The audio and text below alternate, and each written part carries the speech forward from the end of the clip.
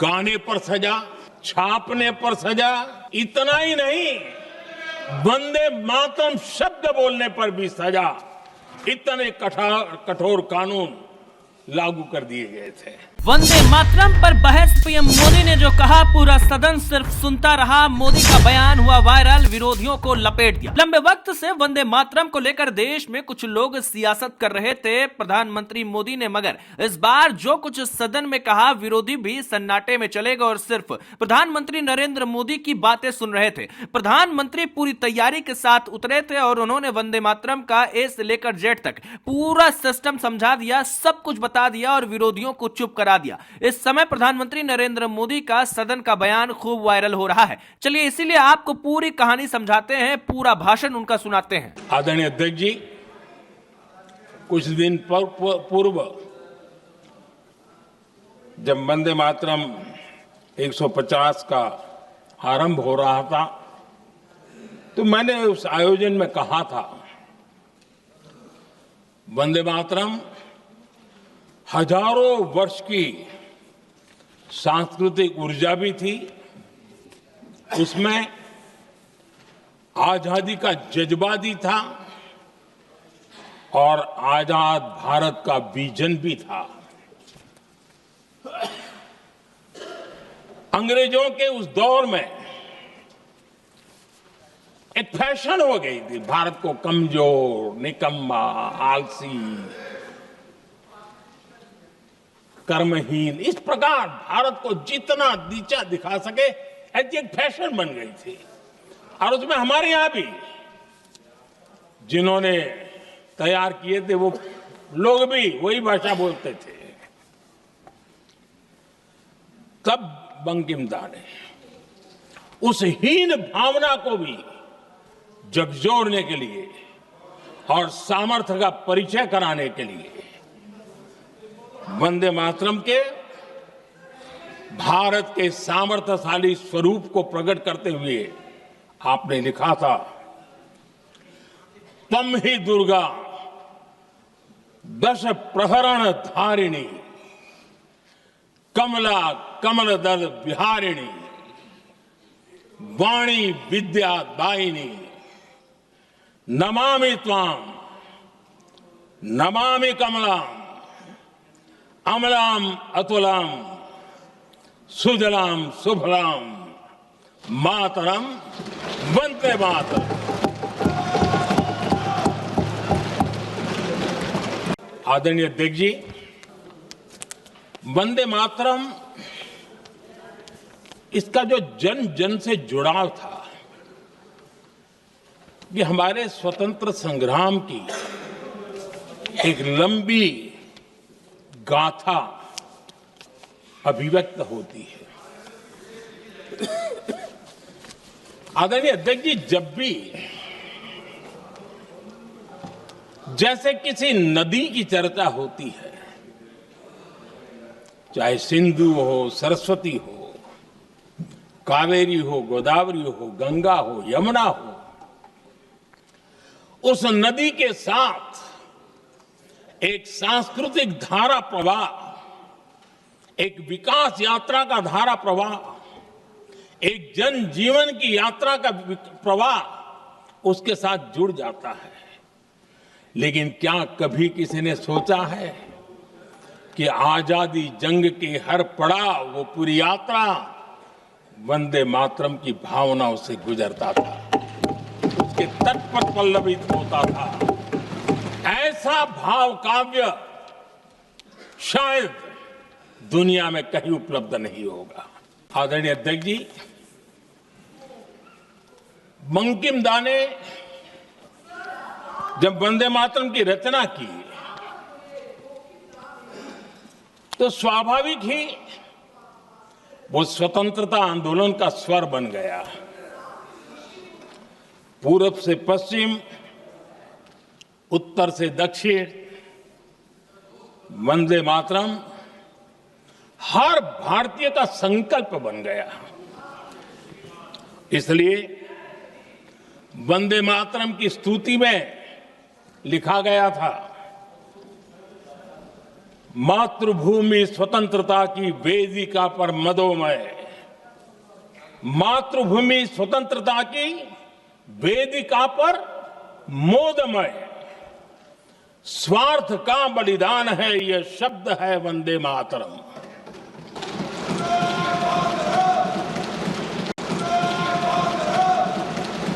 है सजीवन मंत्र भी, यह विश्व विजयी मंत्र भी, शक्ति का आह्वान है, यह शब्द वंदे मातरम। उष्ण शोणित से लिखो, वक्ष स्थली को चीरकर, वीर का अभिमान है, यह शब्द वंदे मातरम। 1905 में फरीदपुर के गांव में बहुत छोटी छोटी उम्र के बच्चे जब वंदे मातरम के नारे लगा रहे थे, अंग्रेजों ने बेरहमी से उन पर कोड़े मारे थे। यानी एक प्रकार से जीवन और मृत्यु के बीच लड़ाई लड़ने के लिए मजबूर कर दिया था, इतना अत्याचार हुआ था। 1906 में नागपुर में नील सिटी हाई स्कूल के उन बच्चों पर भी अंग्रेजों ने ऐसे ही जुल्म किए थे। गुनाह यही था कि वो एक स्वर से वंदे मातरम बोल करके खड़े हो गए थे। उन्हें वंदे मातरम के लिए मंत्र का महात्म्य अपनी ताकत से सिद्ध करने का प्रयास किया था। हमारे जांबाज सपूत बिना किसी डर के फांसी के तख्त पर चढ़ते थे और आखिरी सांस तक वंदे मातरम, वंदे मातरम, वंदे मातरम, यही उनका भाव घोष रहता था। खुदीराम बोस, मदनलाल ढींगरा, राम प्रसाद बिस्मल, अशफाकुल्ला खान, रोशन सिंह, राजेंद्र नाथ लाहिड़ी, रामकृष्ण विश्वास, अनगिनत जिन्होंने वंदे मातरम कहते कहते फांसी के फंदे को अपने गले पर लगाया था। लेकिन देखिए, ये अलग अलग जेलों में होता था, अलग अलग इलाकों में होता था। प्रक्रिया करने वाले चेहरे अलग थे, लोग अलग थे। जिन पर जुल्म हो रहा था उनकी भाषा भी अलग थी, लेकिन एक भारत श्रेष्ठ भारत, इन सब का मंत्र एक ही था, वंदे मातरम।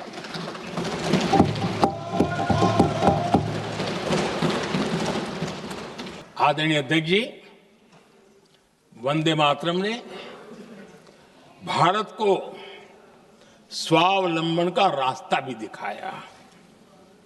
उस समय माचिस की डिबिया, मैच बॉक्स, वहां से लेकर के बड़े बड़े शिप, उस पर भी वंदे मातरम लिखने की परंपरा बनी और बाहरी कंपनियों को चुनौती देने का एक माध्यम बन गया, स्वदेशी का एक मंत्र बन गया। आजादी का मंत्र स्वदेशी के मंत्र की तरफ विस्तार होता गया। आदरणीय अध्यक्ष जी, मैं एक और घटना का जिक्र भी करना चाहता हूं। 1907 में जब वीओ चिदम्बरम पिल्लाई,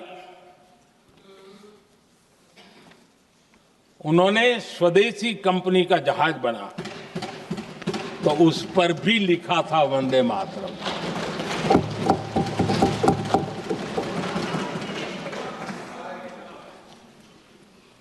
राष्ट्र कवि सुब्रमण्य भारती ने वंदे मातरम को तमिल में अनुवाद किया, स्तुति गीत लिखे। उनके कई तमिल देशभक्ति गीतों में वंदे मातरम की श्रद्धा साफ साफ नजर आती है। अंग्रेज भी जानते थे, वो एक वक्त था जब बंगाल का बौद्धिक सामर्थ्य देश को दिशा देता था, देश को ताकत देता था, देश को प्रेरणा देता था। और इसलिए अंग्रेज भी चाहते थे कि बंगाल का ये जो सामर्थ्य है वो पूरे देश की शक्ति का एक प्रकार से केंद्र बिंदु है। और इसलिए अंग्रेजों ने सबसे पहले बंगाल के टुकड़े करने की दिशा में काम किया। और अंग्रेजों का मानना था कि एक बार बंगाल टूट गया तो ये देश भी टूट जाएगा और वो यावत चंद्र दिवाकरो राज करते रहेंगे, ये इनकी सोच थी। 1905 में अंग्रेजों ने बंगाल का विभाजन किया, लेकिन जब अंग्रेजों ने 1905 में ये पाप किया तो वंदे मातरम चट्टान की तरह खड़ा रहा।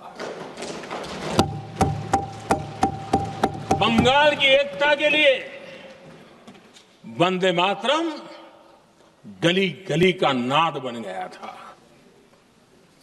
और वही नारा प्रेरणा देता था। अंग्रेजों ने बंगाल विभाजन के साथ ही भारत को कमजोर करने के बीच और अधिक बोने की दिशा पकड़ ली थी। लेकिन वंदे मातरम एक स्वर एक सूत्र के रूप में अंग्रेजों के लिए चुनौती बनता गया और देश के लिए चट्टान बनता गया। गाने पर सजा, छापने पर सजा, इतना ही नहीं, वंदे मातरम शब्द बोलने पर भी सजा। इतने कठोर कानून लागू कर दिए गए थे। हमारे देश की आजादी के आंदोलन में सैकड़ों महिलाओं ने नेतृत्व किया, लक्षावधि महिलाओं ने योगदान दिया। एक घटना का मैं जिक्र करना चाहता हूं। 22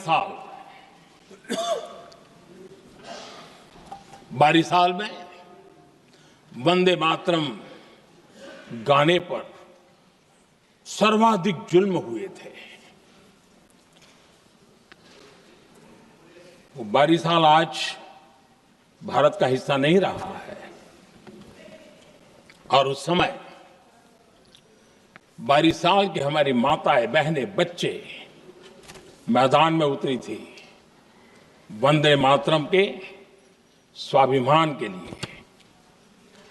इस प्रतिबंध के विरोध में लड़ाई के मैदान में उतरी थी और तब